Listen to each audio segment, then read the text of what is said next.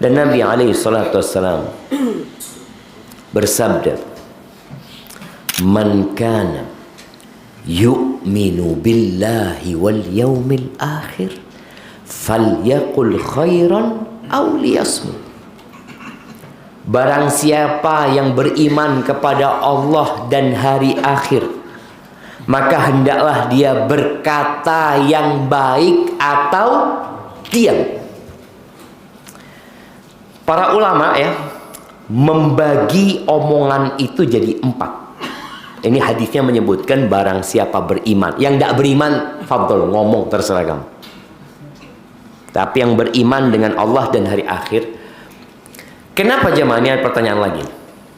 Kenapa seringkali di dalam Al-Quran dan di dalam hadis-hadis Nabi SAW digabungkan beriman kepada Allah dan hari akhir?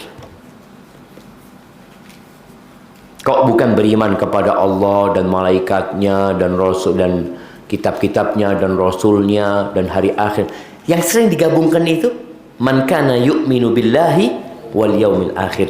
In kuntum tu'minuna billahi wal yaumil akhir. Wa minan nasi man yaqulu amanna billahi wa bil yaumil akhir. Digabungkan beriman kepada Allah dan hari akhir.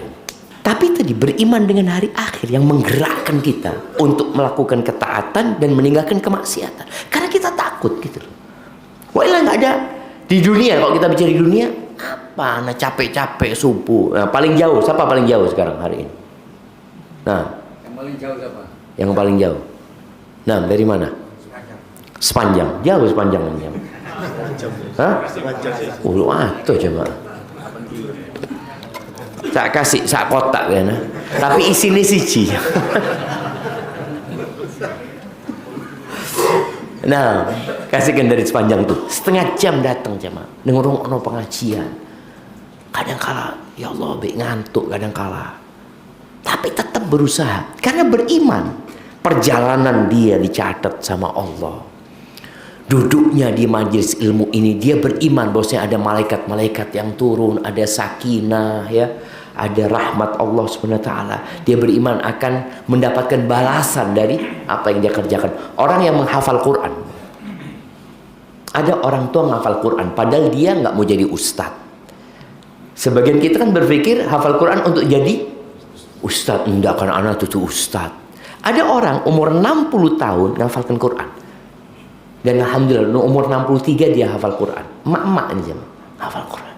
Bukan karena dia mau jadi pengajar, karena dia beriman. Ini loh, nanti anak tahu Ustaz, katanya di akhirat nanti ketika orang masuk surga, derajat di surga itu seperti jumlah ayat Quran.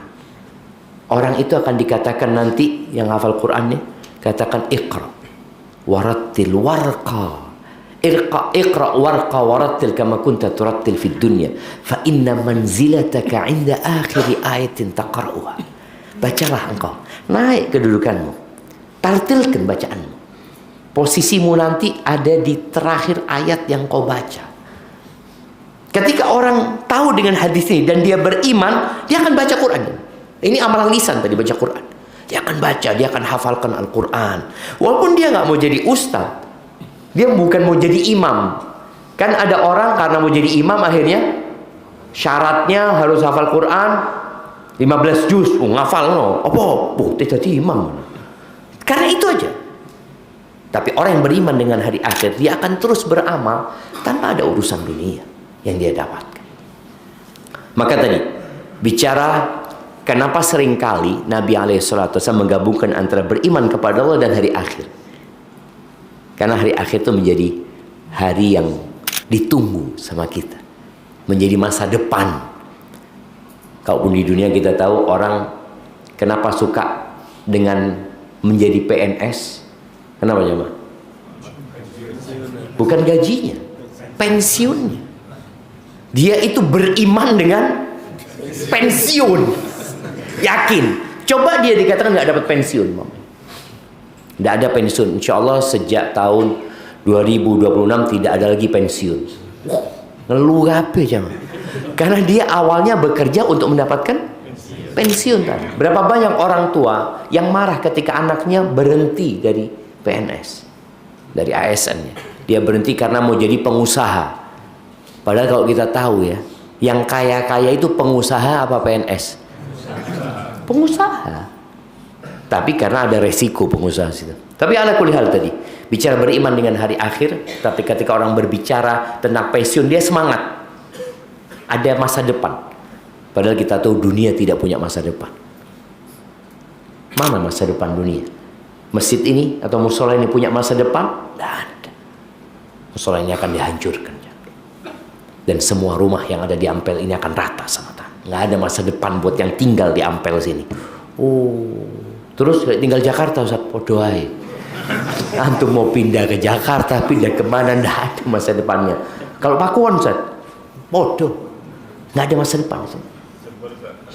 Jember, apa meneng Jember. Baik. Maka tadi beriman dengan hari akhir. Barang siapa beriman kepada Allah dan hari akhir, falyaqul khairan, hendaklah dia berkata yang baik atau dia diam. Para ulama membagi al-kalam arba'atu aqsam. Yang pertama mereka mengatakan ma huwa khairun mahab. Kalam, omongan yang semuanya kebaikan, full kebaikan, murni isinya kebaikan. Seperti orang mengatakan subhanallah walhamdulillah wa la ilaha illallah Allahu akbar, ini full murni baik. Wa minhu ma huwa syarrun mahab. Ada yang jahat. Omongan ini full nggak ada kebaikannya. Isinya keburukan. Wa minhu ma huwa fihi khairun wa fihi syarr. Ada omongan yang campur, ada baiknya, ada buruknya. Wa minhu, dan ada omongan laisa fihi khairun wala syarr. Ada omongan yang nggak baik dan nggak buruk. Omong kosong. Dikatakan baik enggak, dikatakan buruk enggak. Ya wis ngobrol-ngobrol biasa gitu. Taib. Hadis Nabi SAW itu, barang siapa yang beriman kepada Allah dan hari akhir, hendaklah berkata yang baik atau diam. Yang mana jam? Dari 4 ucapannya. Yang pertama aja kan. Kalau yang benar-benar buruk ya tinggalkan. Kalau campur baik sama buruk, ya tinggalkan. Kalau tidak baik dengan yang buruk, ya tidak usah diomong no. Terus Ustaz, lek jelas ngomong apa Ustaz? Yang baik-baik. Kalau bisa yang baik. Yang baik saja, isinya baik saja, kadang-kadang nggak selamat dari riya, dari ujub. Ini yang benar-benar baik, belum tentu selamat dari ujub. Maka kita harus benar-benar hati-hati ngomong.